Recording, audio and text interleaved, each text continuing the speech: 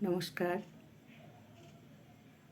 নবনীল কলাকেন্দ্রের আবৃত্তির রাঙিনায় আমি মৌসুমী রায়চৌধুরী। আমি ধাপে ধাপে শেখাবো কিভাবে আবৃত্তি শিখতে হয়। পর্যায়ক্রমে আমার ভিডিওগুলি মন দিয়ে শুনতে হবে ও লিখে রাখতে হবে, আর তার সঙ্গে অভ্যাস। নিয়মিত অল্প সময়ের জন্য হলেও নিয়মিত অভ্যাস করা কিন্তু খুব দরকার। শিশুদের আবৃত্তি শেখানোর পদ্ধতি একরকম ও বড়দের অন্যরকম।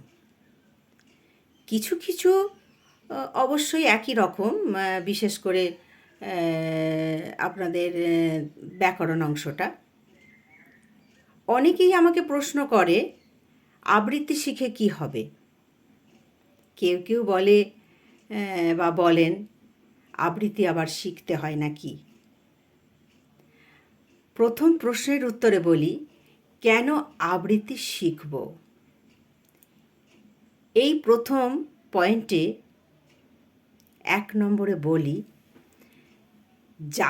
যাদের মধ্যে শিল্পসত্তা কাজ করে, অর্থাৎ সহজাতভাবে যাদের ভালো লাগে, ভালোবাসে, তাই আবৃত্তি চর্চা তারা করে। ঈশ্বর সেই সকল মানুষদের মধ্যে বিরাজ করেন যাদের মধ্যে শিল্পী সত্তা আছে। এরা ভগবানের খুব কাছের মানুষ। 2 নম্বরে বলি, বর্তমান যুগে মানুষ বড়ই যান্ত্রিক। সেই যান্ত্রিকতার শিকার সকল শিশুরাও। ইংলিশ মিডিয়ামে পড়াশোনা করা শিশুরা ইংরাজি বেশ ভালোই বলে, ভালো বলতে পারে, কিন্তু বাংলা সেইভাবে জানে না। নম্বর পাবার মতো জানে। আবৃত্তি চর্চা তাদের জন্য খুব দরকার, অন্তত বাংলা শেখবার জন্য। আবৃত্তি চর্চার মধ্যে দিয়ে খেলার ছলে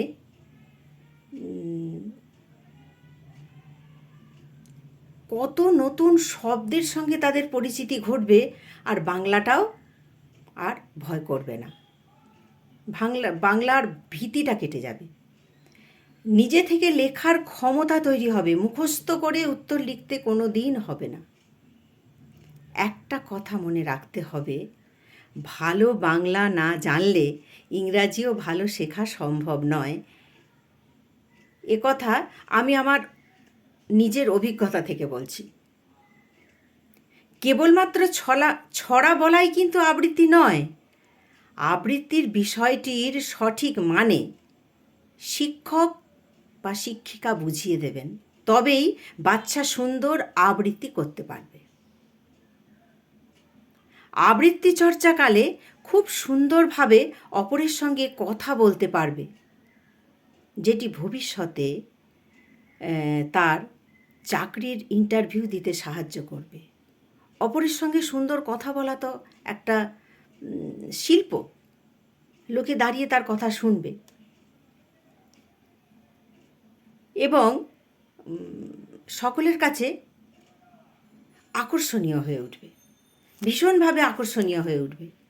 যে যে এমন একজন আছে না, এত সুন্দর কথা বলে, দাঁড়িয়ে তার কাছে শিখতে হবে। আবৃত্তি চর্চার মাধ্যমে হাঁটা চলা কথা বলার মধ্যে আমূল পরিবর্তন ঘটবে এবং নিজেকে সে অন্যদের থেকে আলাদা করে ভাবতে শিখবে।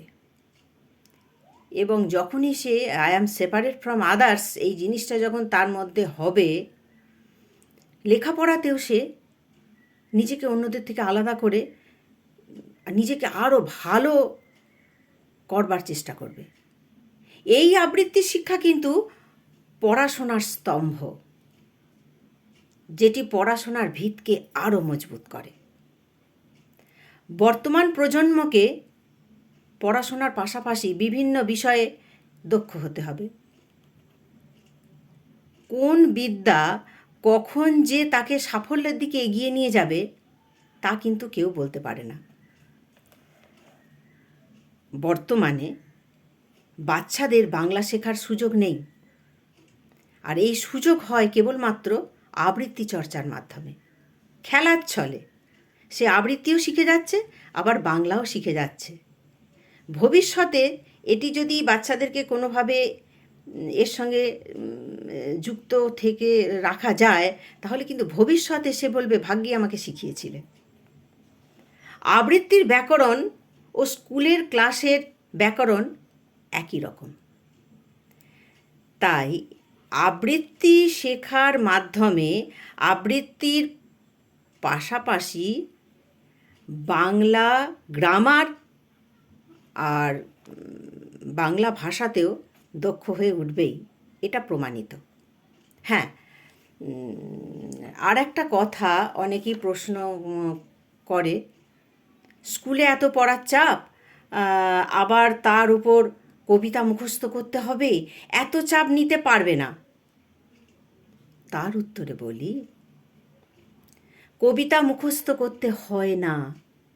মুখস্থ আপনিই নিজের অজান্তে কখন যে মুখস্থ হয়ে যাবে তা বাচ্চারা বুঝতেই পারবে না, যদি সঠিকভাবে যথাযথ অর্থ বুঝিয়ে কবিতা আবৃত্তি শেখানো যায়।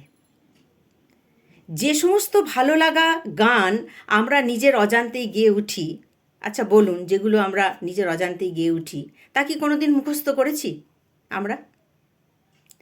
তাহলে কি করে সম্ভব হলো? ভালো লাগা থেকেই এটা সম্ভব।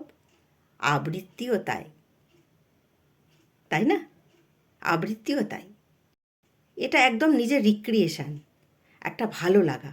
এত পড়াশোনা, এত চাপ, বিভিন্ন কাজের চাপ, বিভিন্ন জায়গায় বিভিন্ন রকম চাপ সৃষ্টি থেকে একটু নিজেকে মুক্তি। আজ এইটুকুই। পর্যায়ক্রমে আমার আবৃত্তির শিক্ষার ভিডিও পেয়ে যাবেন, এবং সেটি যদি অনুসরণ করেন খুব সুন্দরভাবে আপনি একজন দক্ষ বাচিক শিল্পী হয়ে উঠবেন, এবং আপনার বাচ্চাও ভবিষ্যতে একজন দক্ষ মানুষের মতো মানুষ হয়ে উঠবে। শুধু বাচিক শিল্পী নয়, কথা তো হচ্ছে মনের সঙ্গে মনের যোগ, মানুষের সঙ্গে মানুষের মনের যোগ হচ্ছে এই কথা। Your tongue is the roadway of success, এটা কিন্তু একদম প্রমাণ হয়ে যাবে। আজ অনেক কথা বলে ফেললাম।